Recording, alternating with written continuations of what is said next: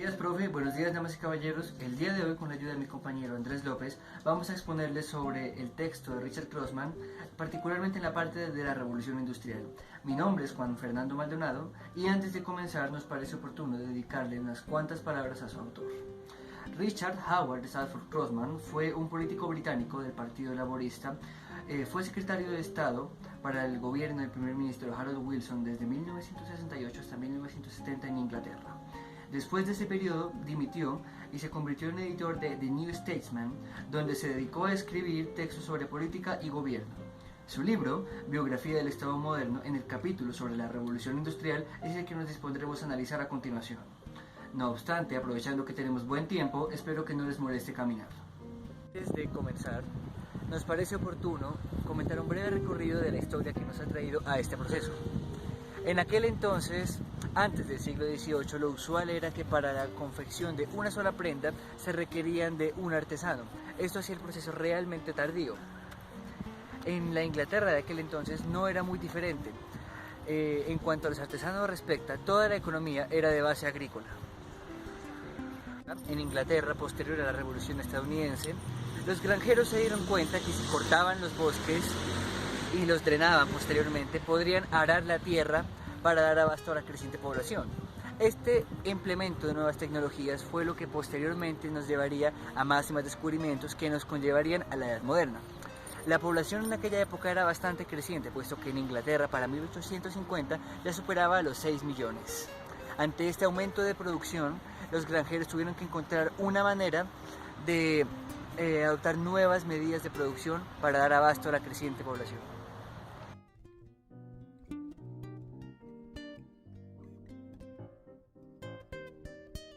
Desempeñar esta labor fue precisa la invención de la rueda hidráulica.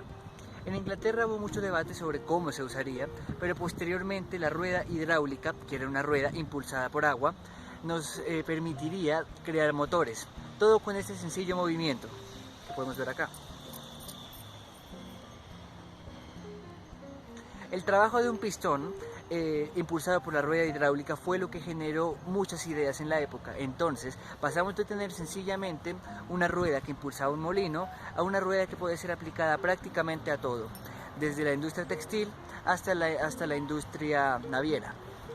En aquel entonces la novedad era que para fabricar una prenda teníamos que destilar el algodón parte por parte, cosa que gracias a esta rueda impulsaba una máquina con varios motores que sacaba el algodón, lo hilaba y lo cosía 4 veces más rápido de lo que una persona anteriormente podría hacerlo.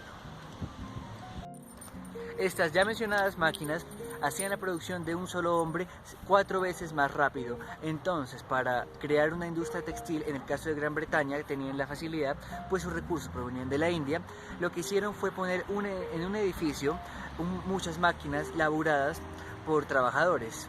Con el tiempo, esos edificios se les comenzó a llamar fábricas y trajeron a nosotros la Edad Moderna al incorporar junto a ellas residencias para sus trabajadores. Al añadirle escuelas, iglesias y desde luego bares, logramos concebir lo que fue una ciudad moderna.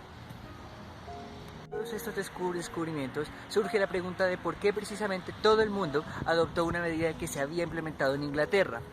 La respuesta es algo ambigua, pero si queremos la respuesta rápida, es que 100 años antes en Inglaterra se había instaurado el primer sistema parlamentarista limitando los poderes del rey.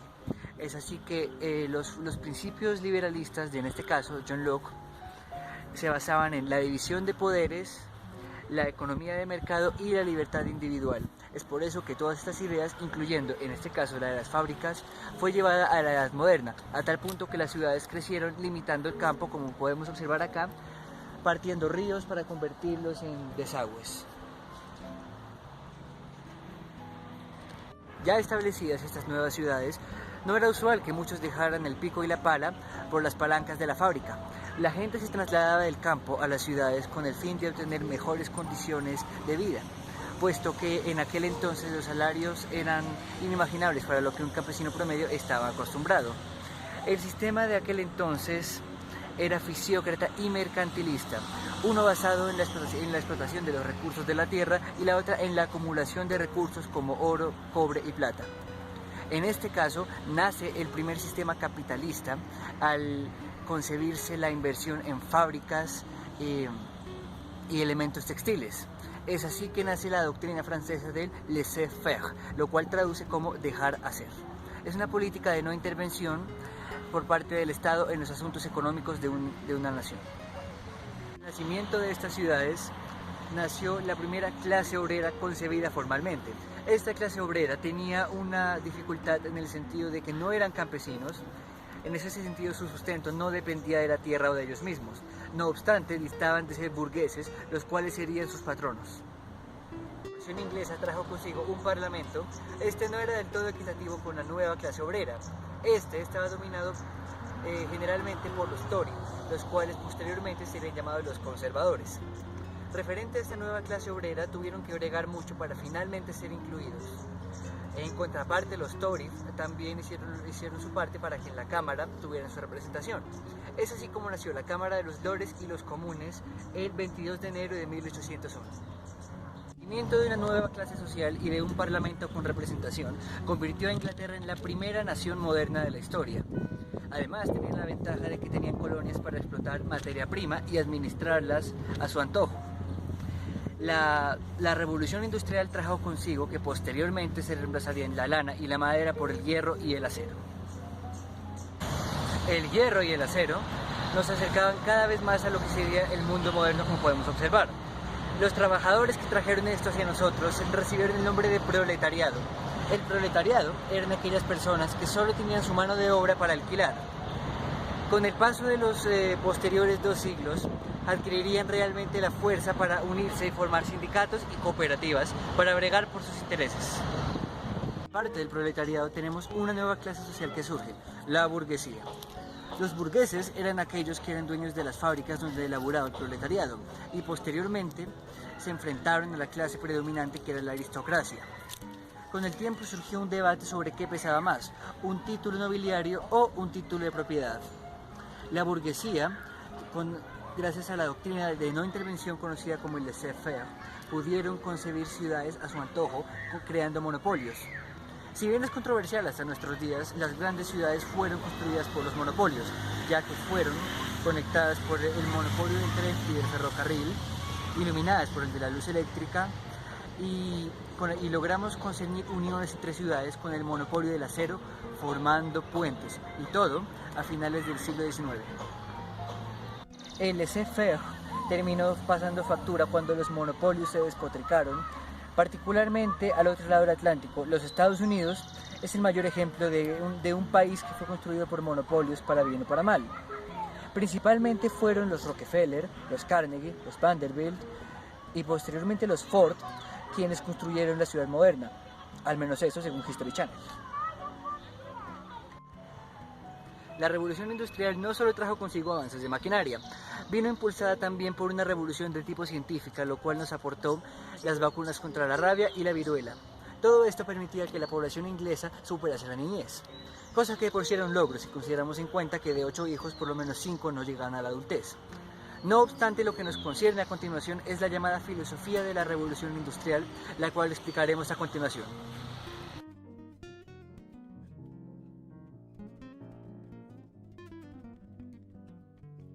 Jeremy Bentham y James Mill dieron a conocer los primeros principios de la economía moderna. Decían, entre otras cosas, que el salario de un obrero debía ser proporcional a sus horas de trabajo, cosa que en aquella época no era la regla general. Además, Jeremy Bentham, quien era un abogado, vio en las leyes una forma de llegar a un principio de esa filosofía de la revolución industrial, la cual era que las personas tenían que ser felices.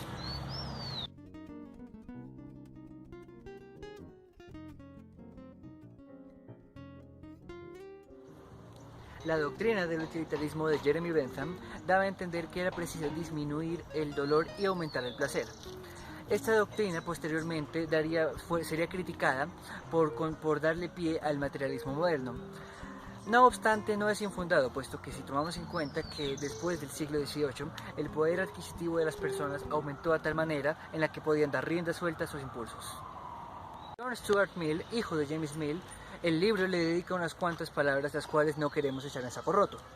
John Stuart Mill era hijo de James Mill, y siguió con la teoría del utilitarismo de su padre y de James Bentham.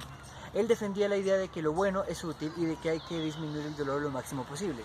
No obstante, a diferencia de su padre, él creía que había cosas más importantes y útiles que otras. A John Stuart Mill se le atribuye una famosa frase que dice: es preferible ser un Sócrates insatisfecho que un cerdo satisfecho, a lo cual se refiere a la que el ser humano, está definido por su búsqueda del conocimiento y el desenvolvimiento de sus virtudes. Precisamente es eso ante el placer carnal o cualquier distracción que se le presente. No podemos olvidar el planteamiento del hombre de negocios de la edad victoriana. Aquellos tenían en su mente que lo que ellos estaban haciendo era un designio divino y posteriormente se sentían con la autoridad para pasar por encima del proletariado. No obstante, si les preguntaban, ellos argumentaban que su trabajo era un designio de Dios y que el crear empleos ayudaban a los trabajadores a llegar al máximo de satisfacción al cual no habían llegado antes. En la sociedad de la época, el hecho de que sus hijos llegaran a la edad adulta y de poder conseguir un empleo no era otra cosa más que un designio de Dios. Realmente sería hasta John Stuart Mill quien se enfocaría por tratar de hallarle una justificación más aceptable hacia el por qué las cosas estaban girando hacia la dirección en la que giraban. No obstante, fue esta amplia creencia la que le terminó de dar mucho empuje y fuerza al capitalismo británico.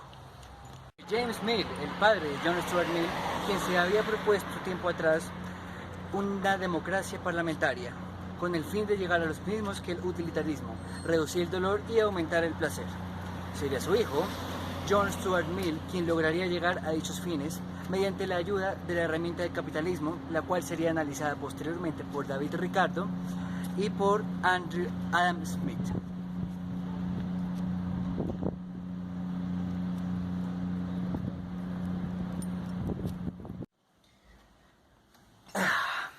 Finalmente, nos gustaría concluir con un planteamiento de John Stuart Mill.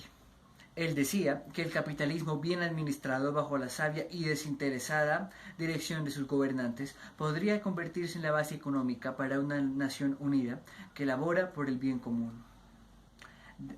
A fin de cuentas, ¿de qué otra forma se puede vivir? Yo fui Juan Maldonado, espero que les haya gustado el trabajo. Buen día.